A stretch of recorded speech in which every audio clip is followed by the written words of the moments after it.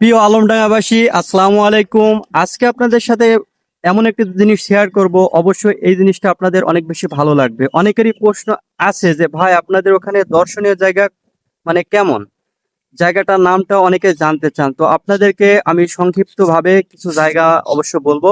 তো এই জিনিসগুলো আপনাদের মাথায় রাখবেন, আর কখন আসবেন সেই সম্পর্কে কিছু কথা বলবো।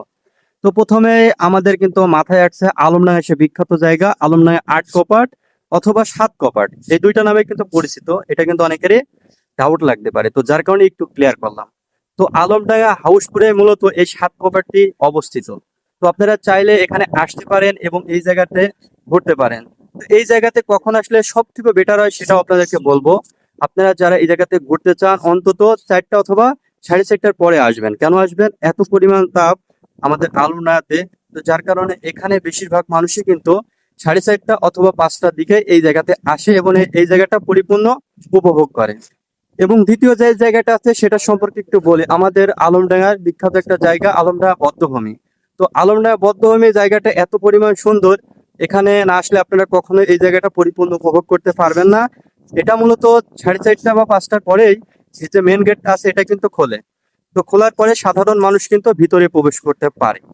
তো আপনারা যদি কেউ মনে করেন যে ভাই আমি 12টা বা 1টার দিকে যাব, তবে এখানে কেউ প্রবেশ করতে পারবেন না। এই জায়গাটায় এমন একটা নিয়ম আছে যে 5টার পরে এই গেটটা খুলবে। এটা কিন্তু 7:30টা পর্যন্ত এই গেটটা খোলা থাকবে। এর ভিতরে আপনি যতক্ষণ পারেন এই জায়গাটা পরিপূর্ণ ঘুরতে পারবেন এবং এই জায়গাটা পরিপূর্ণ উপভোগ করতে পারবেন। এর পাশাপাশি আছে আমাদের আলমডাঙ্গা বিখ্যাত মোনাগোসাই পার্ক, যেখানে আছে হাজারো রকমের শিশুদের খেলনার জায়গা। তো সবাই এখানে আসবেন আপনার শিশুকে নিয়ে এবং চাইলে আপনিও আসতে পারেন। তো এখানে আসলে কি হবে, এই জায়গাটাও অনেক বেশি বেটার। এর পাশাপাশি আরেকটা কথা বলি, এখানে যে বিশেষ বিশেষ দিনগুলো আছে এই দিনগুলোতে কিন্তু এখানে এত এত পরিমাণ মানুষ হয়, আপনারা চাইলে এখানে সিরিয়ালে পাবেন না।